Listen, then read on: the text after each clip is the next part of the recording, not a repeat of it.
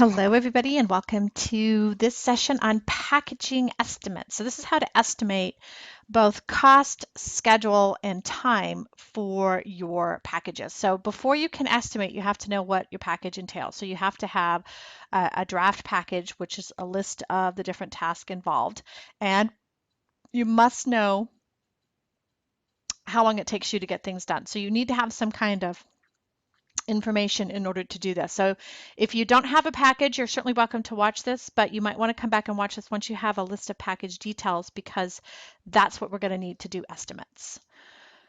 Okay, so in this one, I'm just jumping right into the material. I'm not doing a housekeeping. I'm not doing a review, so just bear with me on this. So pricing, you need to know how long it takes to complete a package. So first step is to create that package, right? What's the things that you're going to offer in your email package? For instance, let's say we're going to do 4 e-zines a month is included in the package. That includes, images and tags and keywords and those type of things. So a very simple package. So that my package would include that. And that's the first step. And then once I've done that, I'd be able to come in here and estimate how long it takes, how much it costs, and when it will be delivered. So you need to realize there's 3 different terms here. Time is how long it takes you to get it done. Cost, you have to have the time in order to calculate the cost, because you are still looking at an hourly rate, right? How much does it cost you an hour? And when it comes to pricing, look at how much you're charging an hour. Maybe you need to increase your rates, because maybe you're only charging $30 an hour for Infusionsoft. You really should be charging 50. So look at changing that cost. And then schedules and when it will be delivered. So that's your timeline. So time and schedule is not the same thing. Time is how long it takes you to get done. Schedule is when you're going to deliver it to the client. Just because it takes you 2 days doesn't mean you're going to work the next 2 days to do it. You may give yourself a week to deliver it. So realize there's 2 different things there. So estimating. Um, First, you have to track your tasks. So if you created a package, what I want you to do is, if you don't know how long it's going to take you to get it done, one of your tasks can be to just time yourself one of these times when you go into the sandbox. See what happens, okay? And then what I want you to do is grab that information, because you're going to need to know how long it takes you in order to do your costing. So realize the first thing, well, actually the second thing is, 1, you have to package. So list all the things out. 2, you have to track your time. 3, then you're going to want to use that time to calculate your cost. So a task management is key. Excel doesn't work. I'm sorry. You need something that can track your time, and it will give you the history that you need in order to package. Without that, you really cannot do yourself justice, because you're either going to over or undercharge. You're going to pull a report. So if you're using a task management system, then what I want you to do is pull reports based on what you've done. So remember, don't go, oh my God, I don't have this. It's okay, because you can come back and listen to this after the course is complete, which I highly recommend that you do. And then you can go through these steps. So this is more informational. If you're just starting out, don't worry about it. You can come back and do this after the fact. But you're going to need to have some data in order to do this, because you're going to calculate the cost based on the average time. So obviously use your task management system. Do the task 3 times. So if you're using the sandbox to do this simple e-zine package that you're doing, make sure that you go through and you do it 3 times and time yourself. Do it one day. Don't do it all 3 in the same day. Spread it out over a period of time. The more you do them, the better you get. And again, you have to have the history in order to estimate and cost correctly. So time is another. Okay, so let's just say that we have gone through and we've pulled the reports from my task management system that says, in order for me to do 1 e-zine, because remember, I'm going to do 4, I'm going to package up 4. So really I only need to do 1 to get an estimate, right? So I track my time and I do all the tasks it takes to deliver 1 e-zine. And then I'm like, okay, I've done it 4 or 5 times. I pull the average out, and let's just say it takes me on average an hour and 10 minutes to do an e-zine in Infusionsoft. Basic, right? Some are more advanced, some are not. You're going to have to average here, okay? Some are going to take less, some are going to take more, but it's all about the average. And so let's just say I said an hour and 10 minutes. Okay, so you're going to take an average, and then what you're going to do is you're going to actually add some time to this. You're going to add a little bit of cushion to your estimate of time. Why? Because there's issues, there's risks, there's hiccups. Just this is project management 101. You always want to add a little cushion, and that's what this is, a little wiggle room. So let's say that I'm going to just say it takes me an hour to get done. Let's say it takes an hour to get done in easing, and then I can, take 5% of that, and I can say it takes me, I'll just say I'm going to up it to 1.25. So 1 hour, 1.25 hours. So, I could say 90 minutes approximately. No, that's actually even more. But yeah, let's just say 90 minutes to get things done.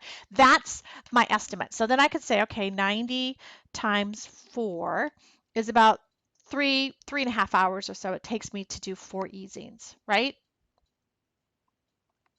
Maybe my calculator's not working right, but you get the idea. So let's just keep it easy. We'll just say it takes me 1.5 hours per easing. I want to do 4 of those. So yeah, it's going to take me 6 hours. And then I could say, okay, 6. And I'm just giving you ideas here. Don't take what I'm saying and write that down as how long it takes you to do an easing. You have to do the task yourself to figure that out, okay?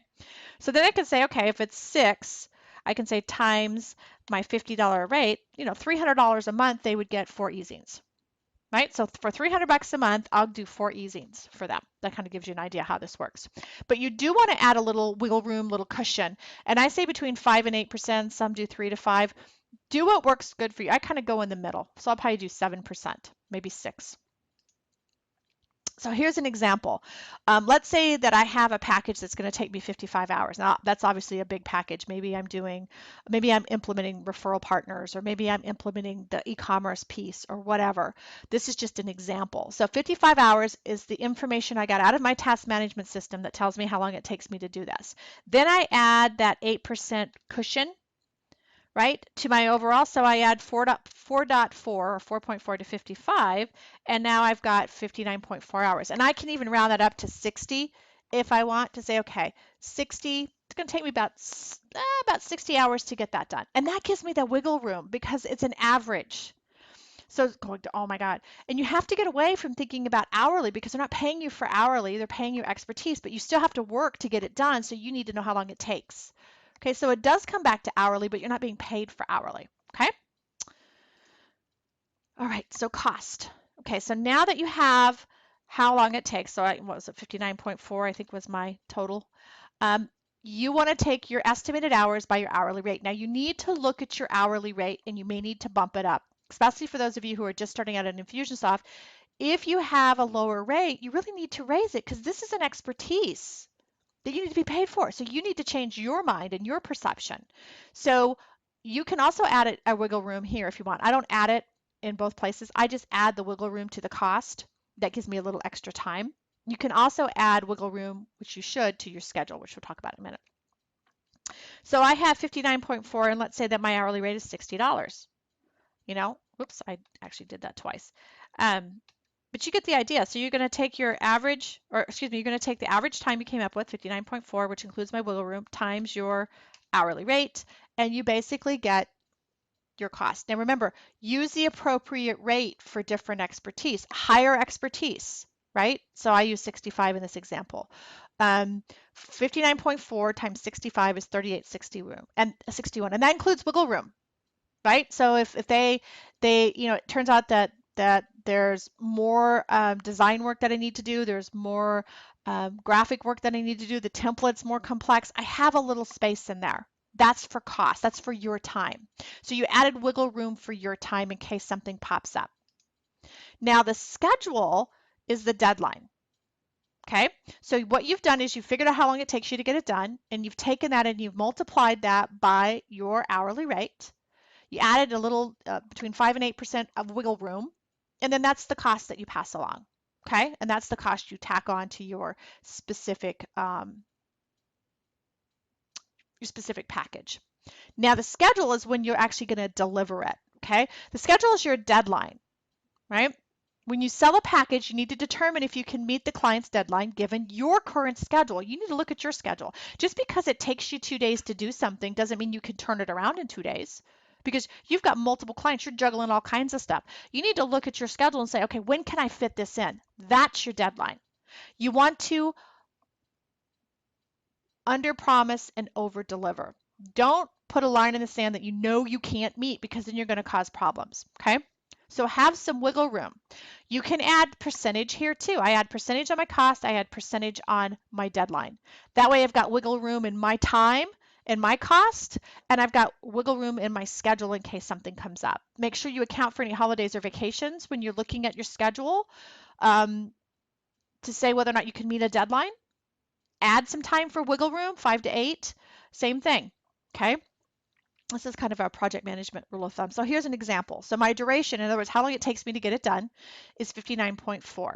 I add 5% to that, okay, which is 2.97 hours. Now I have a little more room. Now I'm not adding cost to this, okay? This isn't cost. I already did the wiggle room with the cost. I already came up with it.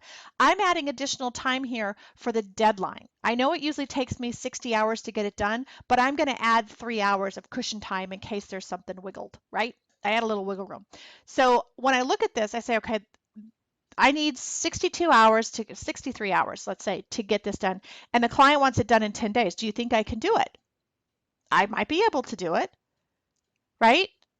I might be able to do it, but I have to look at my schedule to say so. So you have to understand you have estimates for your time and your cost, and then you have estimates for your schedule. You're adding time or you're adding a wiggle room to the cost and the schedule.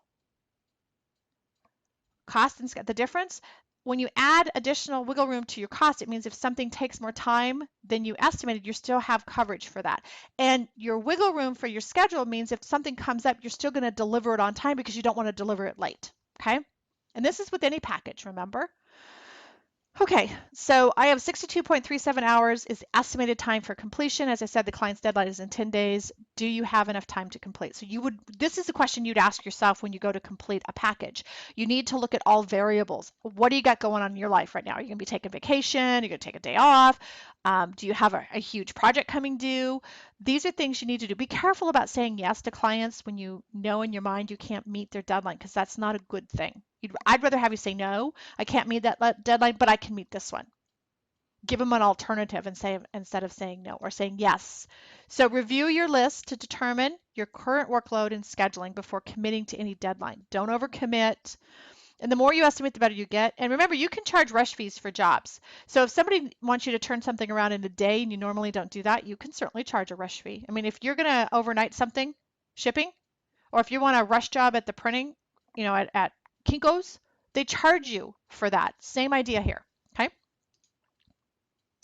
Do you want to post the package rate on your website? Up to you, your business, your choice. If you're going to do a sales page type of thing for it, yes, you should always, on a sales page, you should always put a price. On your website, up to you. I always would put my package price, but I didn't put my hourly rate on there, okay? So you don't have to do this. You can have people call for more information, right? And if you do custom packages, you could say, please call for that. And what I went through here is also how you could estimate a custom package, right? So you want to track your time and task, look at your reports, you can track your highs and lows and take the average. It's the average of that. That's why you need to do it more than once in order to understand, okay? So this is basically how you estimate. This is Project Management 101. This is how we estimate things in project management world. It's the same idea. So just a couple of secrets when it comes to working in packages. If you end with the number 9, it seems to sell better. It's one of those psychological things. That doesn't mean you have to, but if you do, it seems to sell better. You can also break down the value of each piece, right? So you could actually charge more for the individual pieces than the whole package, so people understand the value that they're getting. These are just ideas. You don't have to do this. These are just ideas. You can offer 3 different plans. This one I really recommend. When you're first starting out, do one plan, but as your business grows, offer 3 because it really gives your clients some flexibility on how they want to work. Okay, you can name them whatever you want to. So remember, it's a mindset shift. They're paying you for your expertise, not your time. And for a lot of us, we're used to working on retainer, and having to go to packages is really a different way to think of things. So you have to give yourself a break as well. Okay, so homework, I asked you to create a sample package in a previous module. If you want to grab that and do some estimates, and if you don't have any data, you don't have a history, you've not done this before, that's okay. Just go through the exercise. Make up some numbers and give the exercise a chance so you can understand how everything is estimated, because that's so important. You need to estimate correctly so you're not over or undercharging. Again, if you've you're a little overwhelmed because you haven't gone through Infusionsoft yet, remember, come back after the program's done and do these again because that will really help you solidify your packages. Okay? If you need me, find me in the Facebook group. You can also ping me at help@techiementor.com, and I'll see you in the next module all about marketing. Talk to you then.